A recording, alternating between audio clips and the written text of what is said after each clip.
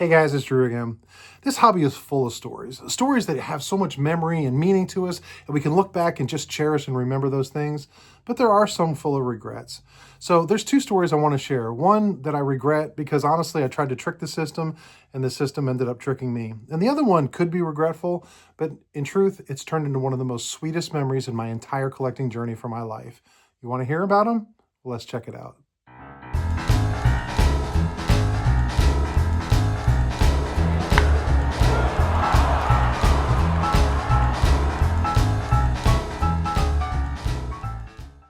So as I film this video, I gotta be honest, I'm having a little bit, or actually a lot of regret about this hobby. And here's what's going on. I'm filming this the day before I'm releasing it, which is supposed to be when the storm of the century comes through. And I had plans. I had plans to go to Hickory, North Carolina, to go to our yearly card show, meet up with some friends. It's always one of my highlights of my year. Jake is there, and Jared and Will, and just we get together and we have a great time. And yeah, it's a lot of Pokemon, and it's a lot of modern. It's a lot of stuff we don't care too much about, but it's getting together with friends. We've done a video every year on it. They always are actually one of my best viewed ones. If you want to go back and check out some of the ones in the past where we get together at a local Five Guys and we just talk life. It's a great time, and I look forward to it. It's been on my calendar for months, and now they canceled it because of the snow. Well, what am I going to do? Not much I can do. And I was like, well, I still got to make a video. I'm going to talk about regrets. And I've got two stories I want to share. So the first one I mentioned earlier in my intro, and I talked about how I tried to trick the system, but the system got me. So go way back. I'm talking 25 years ago with sort of the dawning of eBay. And eBay had been around a little bit, but there was a lot more freedom you could do, and you could find deals because people didn't know what they were doing. They didn't know what they had. Well, one of the things you could do is you could go in and in your title, you could type in things and misspell them. In fact, there was a website called Fat Fingers where if you went to Fat Fingers and you typed in what you wanted, let's say a 1933 Gaudy Babe Ruth, I'm just picking a card, it would come up with all different potential misspellings of those things. Maybe Babe, B-A-B, or Ruth, R-U-T-H-E, or Gaudy, G-O-U-D-Y, as opposed to D-E-Y. So I would go to this thing and you would find all these listings where people would misspell. It would get hits, which means there was less viewers and possibly better deals. Well, I thought I had it because I typed in 1933 Gaudy. I didn't have a Gaudy card and I misspelled it on purpose without the E, G-O-U-D-Y as opposed to D-E-Y. And sure enough, a card pops up. Not only does it pop up, it's a Hall of Famer. It's Rogers Hornsby. And I'm like, oh my gosh. Now, I didn't have any Gaudy cards. Pre-war was brand new to me. And I'm like, I can't imagine a Gaudy card, a Rogers Hornsby. I thought this would be fantastic. So I put in a bid, it stays low, and I win the card for, I don't know, it was like 20 something bucks. It wasn't a whole lot, but I'm like, what a steal.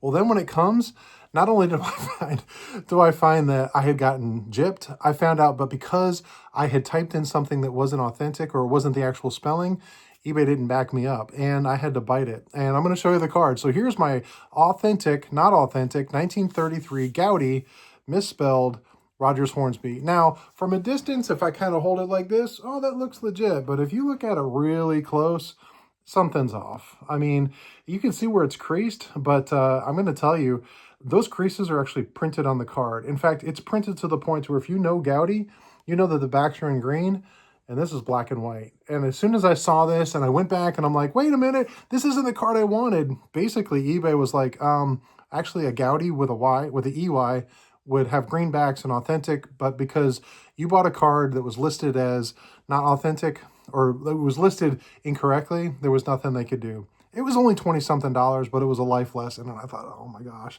I still have this card. And I have this card to remember that people aren't always as honest as I wish they would be.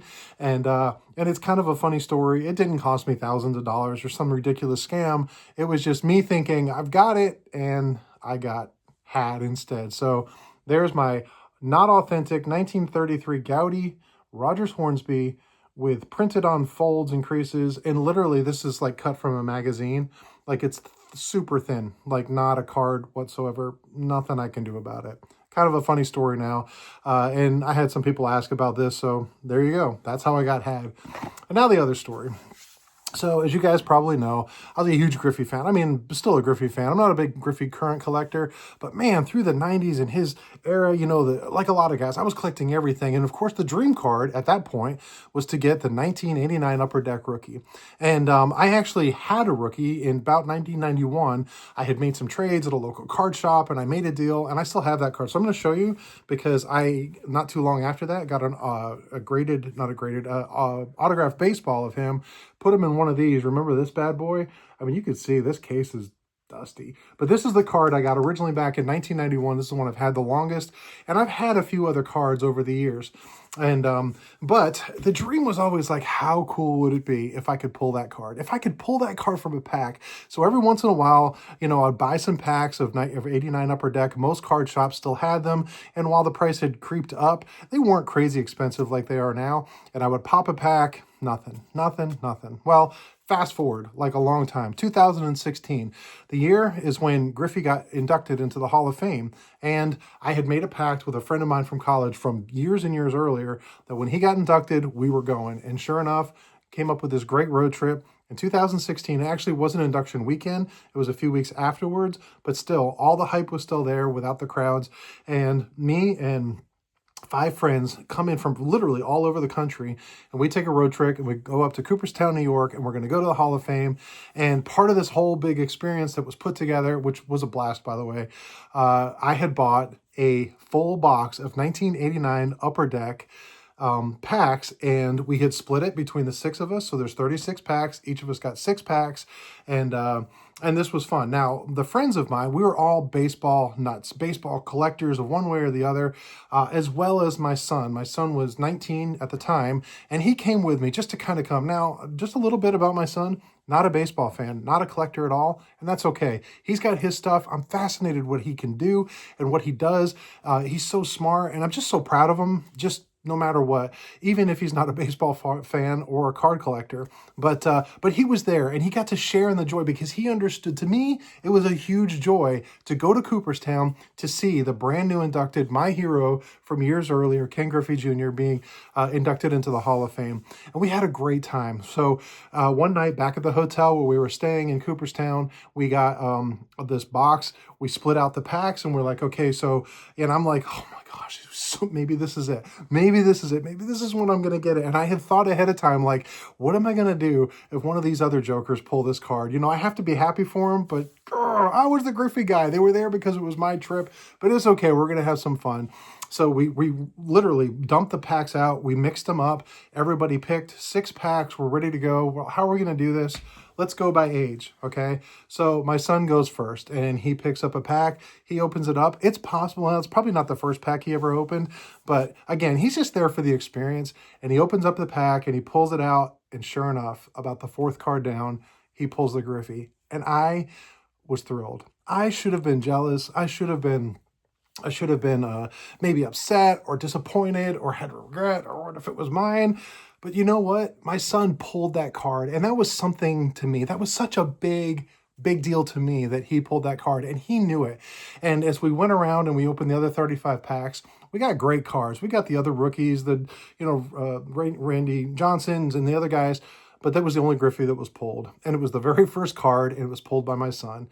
And as a gift to him, I actually made this display. And this card that you see is the card that he pulled that day in Cooperstown, New York. And I took some other mementos, the tickets to, we had gone to an Orioles game on this road trip, and also the tickets to the Hall of Fame, and some other little things. I made this special display for him to hang up and highlight his card. And to this day, that is his card collection. He has one card in his collection, the 1989 Upper Deck Griffey rookie card that he pulled. But honestly, it was one of the sweetest memories. I'm so happy he pulled it. Way better than if the other guys pulled it, because that would have just sucked. But he pulled it, he got it, he still has it, and he still has that little display hanging up in his home, with him and his wife where they are, and I'm just so thrilled for that. It's just such a great memory. So we live with regrets. We've got regrets in our hobby, in our collecting life, and sometimes we go through and we're like, I wish this had happened, or I missed out on that. But the truth is all those little bumps in those roads, They're all part of our story. They're all part of our collecting legacy. And share those things. Remember those things. Remember the hard times because it makes the good times that much sweeter.